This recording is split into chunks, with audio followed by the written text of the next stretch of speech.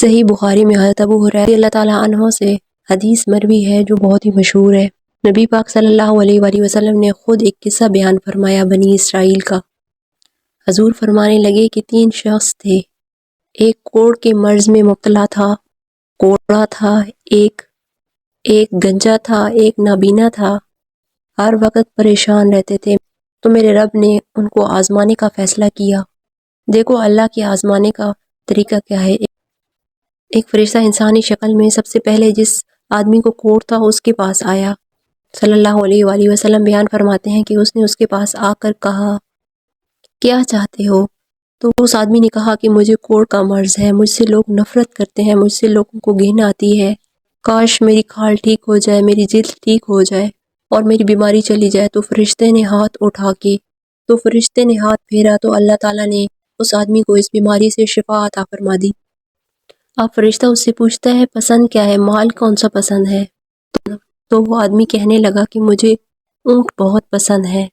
تو فرشتے نے اسے ایک حاملہ اونٹنی اسے دی اور ساتھ میں برکت کی دعا بھی دی۔ پھر اس کے بعد فرشتہ آیا گنجے کے پاس، تو فرشتے نے اس سے کہا کیا چاہتے ہو؟ تو اس آدمی نے کہا کہ میں گنجا ہوں، میرے سر پہ بال نہیں ہیں اور اس کی وجہ سے چہرے پہ ایک حسن بھی نہیں ہے جس کی وجہ سے لوگ مجھے گھن کرتے ہیں، اگر میرے سر پہ بال آ جائیں تو اس کے گنجے سر پہ فرشتے نے ہاتھ پھیرا تو اللہ تعالیٰ کے حکم سے اس کے سر پہ بال آ گئے، تو اس آدمی کو شفا ہو گئی۔ اب فرشتے نے اس گنجے آدمی سے کہا کہ تمہیں مال کون سا پسند ہے؟ تو اس نے کہا کہ مجھے گائے بہت پسند ہے۔ تو فرشتے نے اسے ایک حاملہ گائے دی اور اسے برکت کی دعا دی۔ اس کے بعد فرشتہ اندھے کے پاس آیا اور اس سے پوچھا کہ کیا چاہتے ہو؟ تو اس آدمی نے کہا کہ رب نے بہت ہی خوبصورت کائنات بنائی ہے، لیکن افسوس میں اس کو دیکھ نہیں سکتا، اگر خدا مجھے بینائی دے دے تو ساری رونقیں بحال ہو جائیں۔ تو فرشتے نے ہاتھ پھیرا تو اللہ نے اس کو شفا عطا فرما دی۔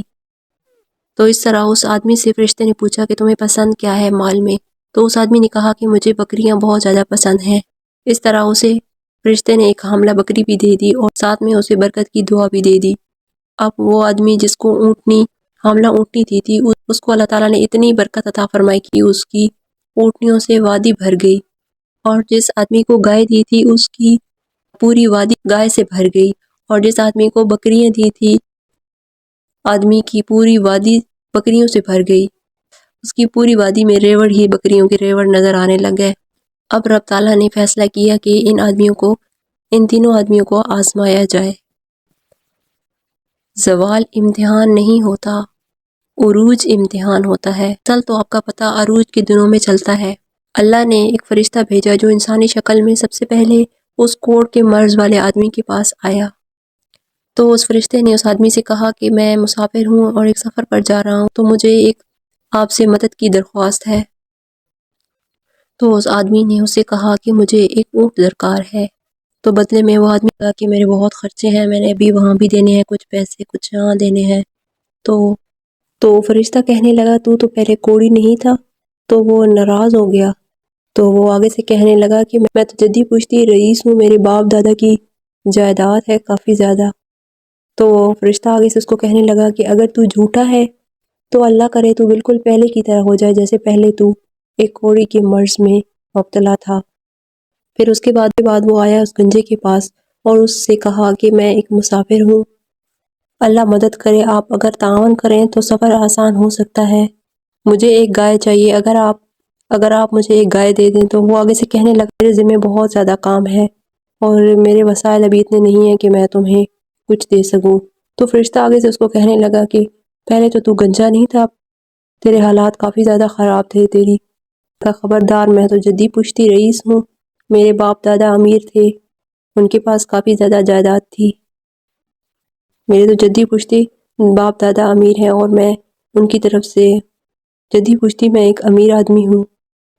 تو آگے سے وہ فرشتہ اس آدمی کو کہنے لگا کہ اگر تو جھوٹا ہے تو اللہ کرے تو پہلے کی طرح ہو جائے جیسے کہ پہلے تو گنج پن کی بیماری میں مبتلا تھا۔ تو اس کے بعد وہ فرشتہ آیا نابینا کے پاس اور اس نے وہی کہا جیسا اس نے پہلے 2 آدمیوں سے کہا تھا کہ میں ایک مسافر ہوں، اگر آپ میری کچھ مدد کر دیں تو میرے لیے یہ سفر آسان ہو جائے گا، اگر آپ مجھے ایک بکری دے دیں۔ تو وہ کہتا ہے کہ مجھے ایک بکری چاہیے اللہ کے نام پر۔ تو وہ آدمی آگے سے کہتا ہے کہ اگر تم نے رب کے نام پر لینا ہے تو ایک نہیں بلکہ جتنی تجھے چاہیے وہ ساری تو لے لے۔ وہ آدمی کہتا ہے کہ میں تو پہلے اندھا تھا۔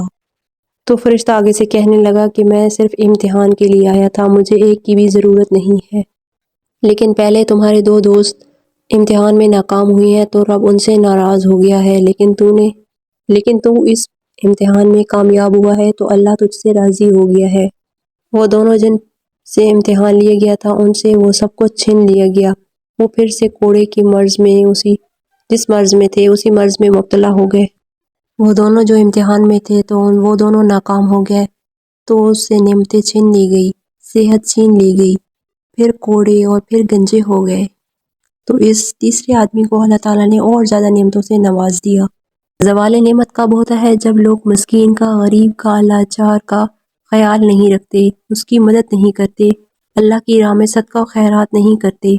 جیسے جیسے کسی کے پاس پیسے آتے جاتے ہیں ان کے ذاتی اخراجات بڑھتے چلے جاتے ہیں، ذاتی معاملات بھی بڑھتے چلے جاتے ہیں۔ تو ویورز، زوال نعمت کے بارے میں اپنے رب کا خوف پیدا کریں، اللہ سے ڈریں، ہر وقت اللہ سے ڈریں۔ جب نعمتیں نہیں ہوتی تو گزارا ہو جاتا ہے، لیکن نعمتیں ملنے کے بعد نعمتوں کا چھن جانا تو پھر تکلیف بہت زیادہ ہوتی ہے۔ تو زوال نعمت سے بچنے کے لیے اور تکبر سے خود کو دور رکھیں، تکبر سے بچیں، ناشکری سے بچیں، ناقدری سے بچیں، اور اس نعمت پر جو اللہ تعالیٰ نے آپ کو دی ہے اس پر صرف اپنا حق نہ سمجھیں، بلکہ اس نعمتوں میں سے غریب مسکین کا بھی حصہ ضرور نکالیں، اللہ کی راہ میں صدقہ و خیرات ضرور کریں، اور اللہ تعالیٰ کا شکر ادا کریں۔ ہر چیز پر، اللہ کی نعمت پر ہر حال میں اللہ تعالیٰ کا شکر ادا کریں، تو آپ محسوس کریں گے کہ اگر تم اللہ تعالیٰ کا شکر ادا کرو گے تو اللہ تعالیٰ تمہاری نعمتوں میں مزید اضافہ فرما دے گا، تمہاری نعمتیں محفوظ بھی ہو جائیں گی اور تمہاری نعمتوں میں اللہ تعالیٰ اور زیادہ اضافہ بھی فرمائے گا۔ کریم صلی اللہ علیہ وآلہ وسلم اللہ تعالیٰ کا شکر ادا کرتے تھے، اور ہر وقت صحابہ کرام اور اہل بیت مقام شکر پر فائز رہتے تھے۔ اللہ تعالیٰ کا شکر ادا کرنے سے انسان زوال سے بچ جاتا ہے۔ اللہ تعالیٰ کا زیادہ سے زیادہ شکر ادا کریں، زیادہ سے زیادہ شکر ادا کرنا چاہیے۔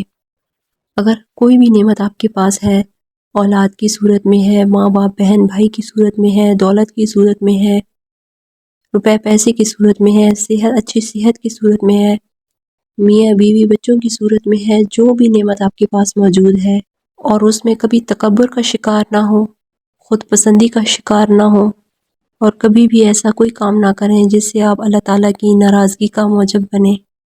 ایک خاتون ہے بڑی نیک جو تاریخ میں گزری ہیں، تو وہ عورت کہتی ہیں، میں ایک جگہ بیائی گئی، شادی ہو کر جب میں اپنے سسرال گئی تو دروازے پر ایک بھیک مانگنے والا آیا، تو اس آدمی کی حالت بہت زیادہ خراب تھی، لیکن میرے شوہر نے اسے ڈانٹ دیا۔